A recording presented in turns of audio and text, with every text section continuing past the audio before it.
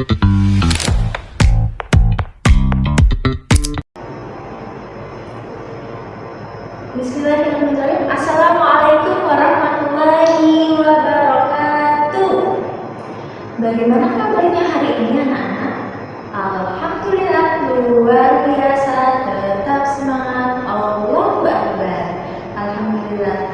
Hari ini tanggal berapa, ada yang tahu? Ya, hari ini tanggal 13 Juli 2026. Apakah tadi pagi sekalian sudah sarapan? Sudah, alhamdulillah. Sudah sikat gigi? Sudah mandi? Alhamdulillah. Itu tandanya kalian sudah siap untuk belajar. Oke anak-anak, sebelum belajar, alangkah lebih baiknya jika kita berdoa terlebih dahulu. Ketua kelas, silahkan pimpin doa. Doa selesai.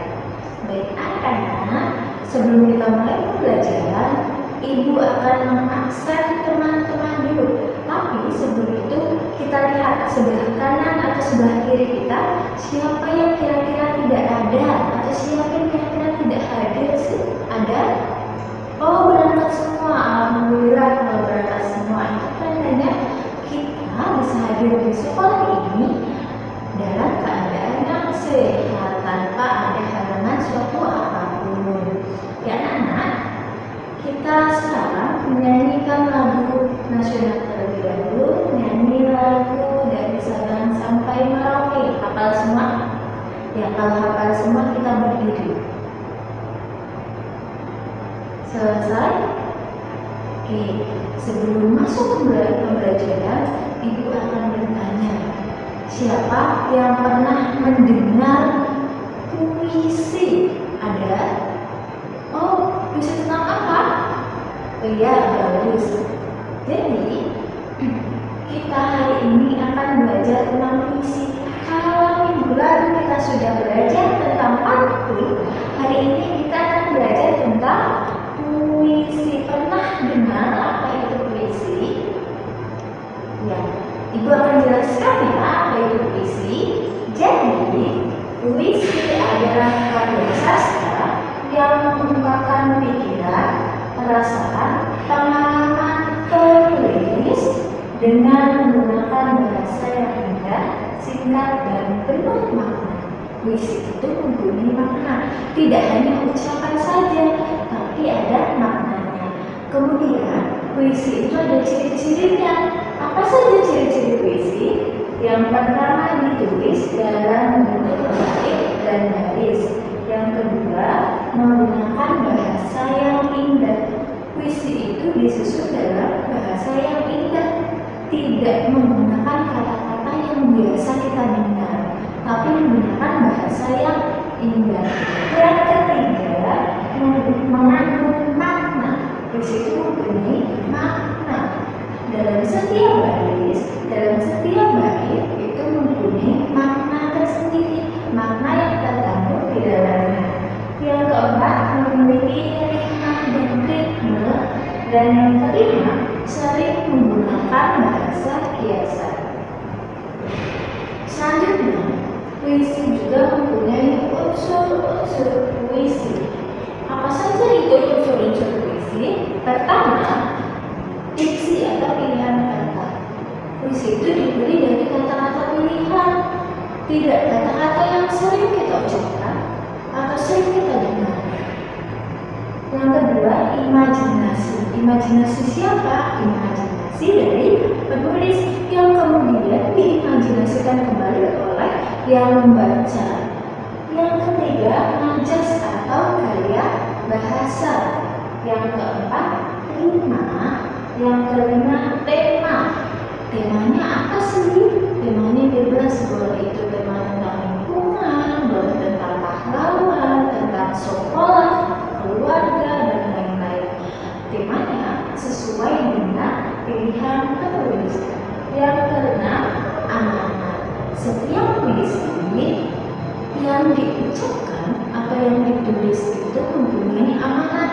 Amanat apa sih amanat? Amanat adalah pesan yang disampaikan oleh penulis yang terkandung di dalam puisi.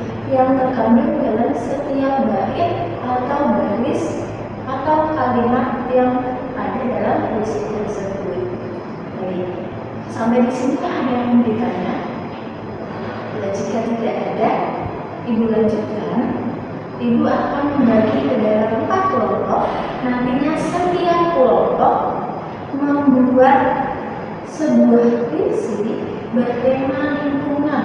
Bebas, boleh lingkungan di rumah atau lingkungan di sekolah. Kalian boleh memilih di lingkungan mana begitu. Selanjutnya, setelah kalian membuat puisi, kemudian kalian maju ke depan untuk membacakan hasil dari kerja kalian. Dibaca puisinya menggunakan ekspresi dan dengan suara yang lantang supaya teman-teman yang lain atau dari kelompok yang lain bisa mendengarkan dengan jelas. Kemudian teman dari kelompok lain bisa menilai dan memberikan evaluasi dari hasil kerja kelompok kalian. Paham? Oke, kalau paham, Ibu akan membagikan KKPD. Kalian boleh menuliskan puisinya. Puisi yang berupa pengalaman atau cerita, kemudian kalian tulis dan kalian bacakan.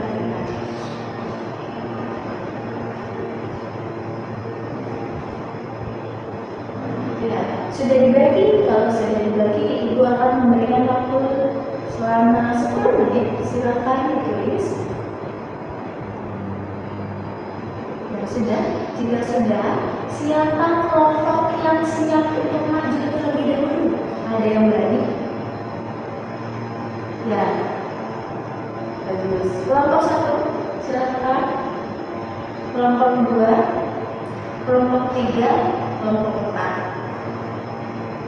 Ya, sudah semua ya, sudah maju semua. Alhamdulillah. Jika Ibu lihat tadi, dari kelompok 1 sampai kelompok 4 semuanya sudah bagus, semua sudah baik. Hanya saja tadi ada beberapa kelompok yang ciri-ciri puisinya belum lengkap.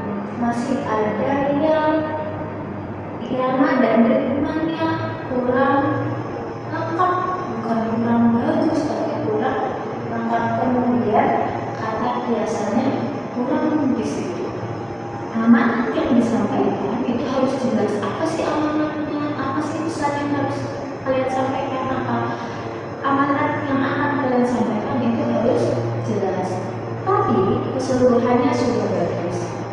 Itu ya, itu pembelajaran kita hari ini. Minggu depan Ibu akan memberikan sebuah contoh puisi dan akan memberikan contoh cara membaca puisi yang bagus, cara membacakan contoh puisi yang baik dan benar, yang ekspresif, kemudian intonasinya yang bagus. Ya, paham? Ya, jika sudah, tugas kalian di rumah, anak-anak, tugasnya adalah membuat tema.